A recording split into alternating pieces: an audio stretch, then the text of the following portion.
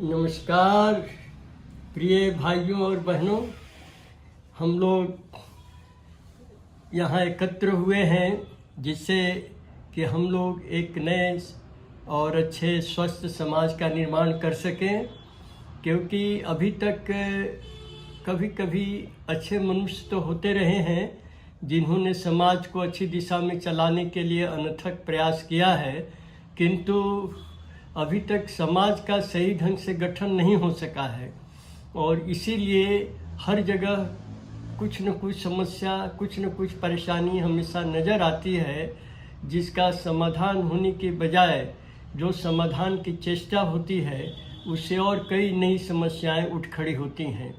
इसीलिए एक सामाजिक दृष्टिकोण जिससे कि लोगों के भीतर समाज बनाने की भावना जगे, लोग एक समाज के अलग अलग अंग जो सहानुभूतिपूर्वक स्नेह सौहार्दपूर्ण रह सकें, इस तरह की भावना विकसित हो, इस तरह के लिए हम लोग को प्रयास करना आवश्यक है, जिसके लिए हम लोग यहाँ पर चिंतन कर रहे हैं और उसके लिए व्यवहारिक धरातल पर भी प्रयास कर रहे हैं। तो जिस तरह मैंने पहले बताया कि एक नीतिवाद की ज़रूरत है, शिक्षा की ज़रूरत है, उसी तरह एक सामाजिक दृष्टिकोण की ज़रूरत है। सामाजिक दृष्टिकोण ऐसा हो जिससे कोई आदमी अपने को उपेक्षित, अवहेलित, हीन, दीन, असहाय, बेसहारा नहीं महसूस करे। नहीं तो समाज का अर्थ ही है यहाँ पर एक साथ मिलकर चलने की भावना हो। तो अगर कोई व्यक्ति उपेक्षित, अवहेलित, निरादर का पात्र अपने को समझता है तो निश्चित रूप से समाज देह में कोई न कोई रोग आ गया है, उस रोग को दूर करना जरूरी है। तो ये सामाजिक दृष्टिकोण हमने चर्चा किया था नारियों के प्रति, जो नारियों को एक ऐसे ही मर्यादा दी जाए। उसके बाद हमने यह भी चर्चा किया कि किस प्रकार जो समाज में शिक्षित और अशिक्षित का भेद है, कि कोई पढ़ा लिखा है वो अनपढ़ लोगों को अपने बात करने के योग्य भी नहीं समझता है। तो इस तरह का मनोमालिन्य, इस तरह के मन के भीतर जो मनोग्रंथि है उसको हटाना आवश्यक है, ताकि समाज में सबको एक साथ मिलकर चलने की भावना जग सके और सभी एक दूसरे के सहायक हो सके। उसी तरह से समाज में अभी हम देखते हैं कि ऐसे लोग हैं जो साधन संपन्न नहीं हैं, जो अभावग्रस्त हैं, उनको भी बहुत हेय दृष्टि से देखा जाता है। और जो कम से कम अच्छे धन वाले हैं, सुखी संपन्न हैं, वे तो उनको सोचते हैं कि यह तो नारकीय जीव हैं, ये तो हमारे साथ बैठने के योग्य भी नहीं हैं, इनसे बातचीत कैसे किया जाए।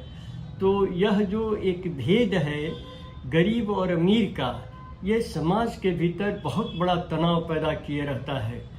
क्योंकि जो धन है वो धन कुछ लोगों के पास तो अच्छी मात्रा में संग्रह हो जाता है और उससे वे अपने को अधिक सुखी और संपन्न मानते हैं, लेकिन इसका परिणाम एक यह भी होता है कि अधिकांश लोग दुखी रहते हैं, अधिकांश लोग गरीब रहते हैं, अभावग्रस्त रहते हैं। आज जो हम समाज में तरह तरह की जो आर्थिक समस्याएं देख रहे हैं, एक आर्थिक न्याय का अभाव देख रहे हैं, उसका कारण यही है कि आर्थिक विषमता बहुत ज़बरदस्त है।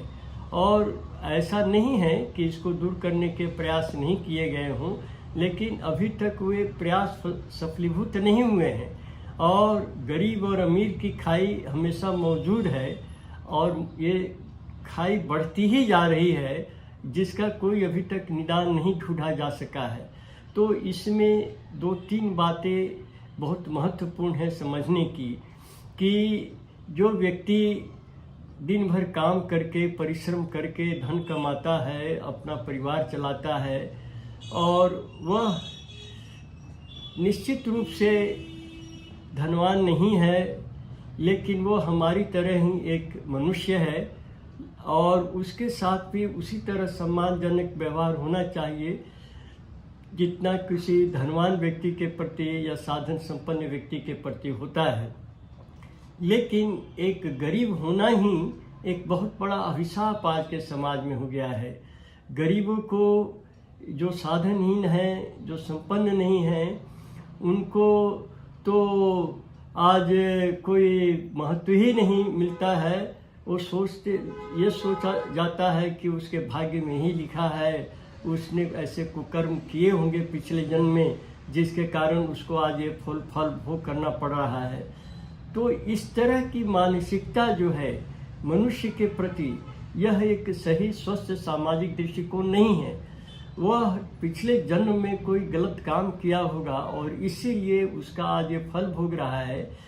इसके लिए लोग गीता का भी उदाहरण देते हैं, भगवान कृष्ण के वक्तव्य को कोट करते हैं, किंतु यह सही सोच नहीं है। उसने गलत काम किया होगा, उसका दुख भोगना है उसको, ये बात सही है। लेकिन दुख भोगना अभावग्रस्त होकर ही, आर्थिक रूप से विपन्न होकर के ही दुख भोग करना है, ऐसा कोई आवश्यक नहीं। ऐसा न कोई ग्रंथ कह रहा है, न कोई आवश्यक बात है। हर क्रिया की विपरीत प्रतिक्रिया होती है, तो उसी तरह अच्छे का अच्छा फल और बुरे का बुरा फल मिलेगा, ये बात सही है। लेकिन उसको गरीब होकर के, बेरोजगार होकर के, अभावग्रस्त होकर के, विपन्न होकर के, दीनहीन होकर के ये कष्ट भोग करना हो, ये जरूरी नहीं है। ये मानसिक स्तर पर भी हो सकता है। जैसे कोई गरीब नहीं है, अमीर ही है, तो क्या उसको कष्ट नहीं होता है? उसका बेटा अगर मर गया, उसकी पत्नी बीमार हो गई या वो स्वयं ही कोई बीमारी से ग्रस्त हो गया, तो क्या उसको कष्ट नहीं होता है? तो इसीलिए गरीब होना पिछले जन्म के कर्मों के कारण है, ऐसा सोचना बिल्कुल ही अन्याय संगत है, यह न्याय संगत नहीं है। क्योंकि जब हम सृष्टि पर दृष्टिपात करते हैं तो हम ये पाते हैं कि जो परमात्मा ने, परम पिता ने, परम सत्ता ने, जिन्होंने सृष्टि बनाई है, वहाँ कहीं भी उनमें हम भेदभाव नहीं देखते हैं। हवा उन्होंने नहीं कहा कि यह इस जाति के लिए, उस जाति के लिए है, इस मजहब के लिए, उस मजहब के लिए है। हवा सबके लिए है, पानी सबके लिए है, जल सबके लिए है, आकाश सबके लिए है, आग सबके लिए है। आग पर अगर कोई, जिसको कहा जाता है छोटी जाति, नीची जाति, अगर वो चूल्हे पर अगर कोई बर्तन में जल चढ़ाए तो क्या वो गर्म नहीं होगा? और अगर कोई ऊंचे परिवार का, अच्छे पैसे वालों परिवार का या अच्छे खानदान का जो मानते हैं, वो चढ़ाएंगे तो गर्म होगा। और गरीब या पापी भी, गरीब की बात छोड़ दे, मैं तो कहूँगा कि जिसको पापी भी समझते हैं, अपराधी समझते हैं, वो अगर अग्नि पर जल को गर्म करना चाहेगा तो अग्नि गर्म नहीं करेगा, वो किसी का भी करेगा। कहने का मतलब यह है कि जितनी भी चीज़ें परमात्मा ने बनाई है वो सबके लिए बनाई है। वो किसी खास मनुष्य, किसी खास समुदाय, किसी खास देश, किसी खास क्षेत्र के लिए नहीं बनाई है। तब हम जो इस तरह से अमीरी गरीबी की जो स्थिति देखते हैं, उसका कारण क्या है? क्योंकि जब तक उसके कारण में नहीं जाएंगे तब तक उसका निदान भी नहीं सही पाते हैं। अब बीमारी है, मान लीजिए बुखार है, मलेरिया से भी है, टाइफाइड से भी है, आमाशय, पेचिस, डिसेंट्री से भी होता है, कई तरीके से बुखार होते हैं। अब टाइफाइड का बुखार है और उसको मलेरिया की दवा दी जाए तो कभी ठीक नहीं होगा। पेचिस की बुखार है और उसको टाइफाइड के बुखार की दवा दी जाए तो भी नहीं ठीक होगा। अर्थात जब तक कारण नहीं हम जानते हैं और उस सही कारण का निवारण नहीं करते हैं, तब तक समस्या का समाधान नहीं हो सकता है। तो यह जो अमीरी गरीबी का मनोभाव और यह स्थिति, ये दोनों कैसे है, इसका मूल कारण क्या है? तो मूल कारण यह है कि हम जो कुछ भी समाज में पाते हैं, जो भी धन है, संपदा है, रिसोर्सेज हैं, वे सभी सीमित हैं। पृथ्वी बहुत बड़ी है, लेकिन इतनी बड़ी नहीं है कि एक आदमी की तृष्णा को दूर कर सके।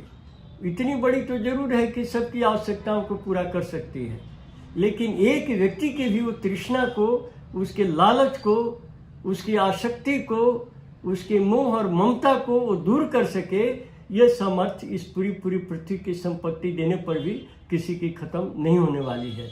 इसीलिए यहाँ पर यह सोचना आवश्यक है कि कोई भी व्यक्ति अभावग्रस्त नहीं हो। तो जैसे मान लीजिए 10 रोटी है और 10 व्यक्तियों को खाना है, उसमें एक व्यक्ति ही अगर 9 रोटी ले लेता है तो बाकी 9 व्यक्तियों को एक रोटी में जीवन गुजारना है, तो कैसे गुजारेंगे? आपस में मारा पीटी होगा, झूठा झूठी होगा, एक दूसरे को छीना झपटी करेंगे और कोई भी जो है सुख से नहीं रह सकेंगे, किसी का पेट भी ठीक से नहीं भरेगा। कहने का मतलब है कि जब संपत्ति सीमित है, संपदा सीमित है, तो उसको असीमित संग्रह का अधिकार नहीं दिया जा सकता है, जो आज के समाज में है। किसी भी हम देश में देखते हैं वहाँ पर संपत्ति संग्रह की कोई सीमा नहीं है। तो जब संपत्ति संग्रह की सीमा नहीं है, तो जब एक तरफ संपत्ति के पहाड़ खड़े होते हैं तो दूसरी तरफ गरीबी की खाई भी खड़ी हो जाती है, और इसीलिए समाज के भीतर में अंतर्द्वंद, अंतर्कलह चलता रहता है। तो इसीलिए मूल कारण ये है कि हमारी समाज व्यवस्था ऐसी है जिससे कि लोगों को सही रूप से उसकी न्यूनतम आवश्यकताओं की पूर्ति नहीं होती है, और जो हर व्यक्ति को जैसे भोजन, वस्त्र, आवास, शिक्षा और चिकित्सा हर व्यक्ति को चाहिए, अमीर को भी चाहिए तो गरीब को भी चाहिए। अब एक गरीबी रेखा चलती है, हम देखते हैं हमारे देश में भी है, विदेश में भी, हर जगह एक गरीबी रेखा है। भारतवर्ष में क्या है कि 32 रुपया जो दिन भर में खर्चा कर सकता है तो उसको गरीबी रेखा पर कहते हो, गरीबी रेखा है, 32 रुपया गरीबी रेखा है।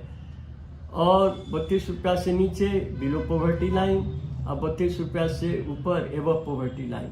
अब 32 रुपया में आदमी क्या कर सकता है एक दिन में, आप सोच सकते हैं।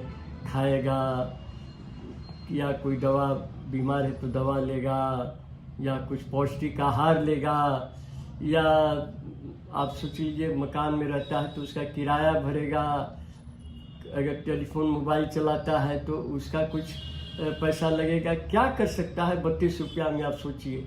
और कोई व्यक्ति, हम ऐसे धनवान हैं जो एक दिन में 1 करोड़ क्या 5 करोड़ 10 करोड़ तक की कमाई करते हैं।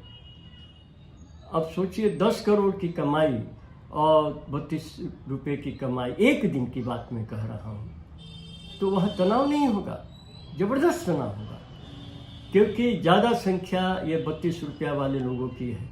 तो जो ज़्यादा संख्या में है, जब उनसे नहीं बर्दाश्त होता है तो भड़क उठते हैं और वो हिंसा पर उतारू हो जाते हैं कि यार मरना ही है तो मारो, छीनो, लूटो, जिससे अपना पेट भरे। तो इसीलिए अस्तित्व की जो गारंटी है, इसको कोई भी विश्व का संविधान और विश्व की समाज अर्थव्यवस्था नहीं देती है, कोई भी नहीं देती है। प्राउड इस चीज को देता है कि हर व्यक्ति के न्यूनतम आवश्यकताओं की गारंटी हो। ये जो न्यूनतम आवश्यकताएं हैं, जो कम से कम ज़रूरत है अस्तित्व के लिए, जिंदा रहने के लिए, एग्जिस्टेंशियल वैल्यू, ये प्राउड सबको ग्रांट करता है। इसके साथ साथ प्राउड का यह भी कहना है कि अब अगर एक मजदूर को भी 1000 रुपया दिया गया और एक इंजीनियर को भी 1000 रुपया दिया गया, तो इंजीनियर को कभी भी प्रोत्साहन नहीं मिलेगा कि वो कुछ टेक्नोलॉजी बेटर करे या इस तरह का प्रोडक्शन करे जिससे कि कंपनी को लाभ हो।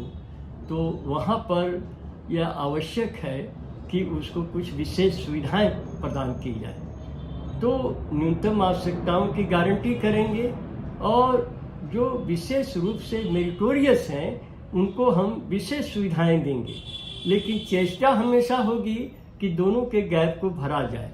अर्थात जो विशेष सुविधाएं हैं वो न्यूनतम आवश्यकता जिनको मिल रही है उनको दिया जाए, और उसके बाद तब सोचा जाएगा कि जिनको विशेष सुविधाएं मिल रही थी उनको अब नई सुविधाएं क्या दी जाएं। अर्थात कि ये गैप रहने पर भी कोई व्यक्ति अपने को असहाय या अभावग्रस्त नहीं महसूस करेगा। और इस तरह की अगर समाज व्यवस्था हम बनाते हैं जिसमें कि कोई भी आदमी अभावग्रस्त नहीं रहे, विपन्न नहीं रहे, दरिद्र नहीं रहे, तो समाज के भीतर बहुत ही तनाव को कम किया जा सकता है, अंतर्कलह को कम किया जा सकता है। सभी मिलजुल करके आगे चलने की भावना से प्रेरित रहेंगे और गरीब अमीर की खाई धीरे धीरे खत्म होती जाएगी। सभी लोग एक मनुष्य, सही मनुष्य होने में ही जीवन का गौरव महसूस करेंगे और इसके लिए ज़रूरी है कि वो अपने मन को भी इस तरह से बनाए जिससे मन उदार और विशाल हो।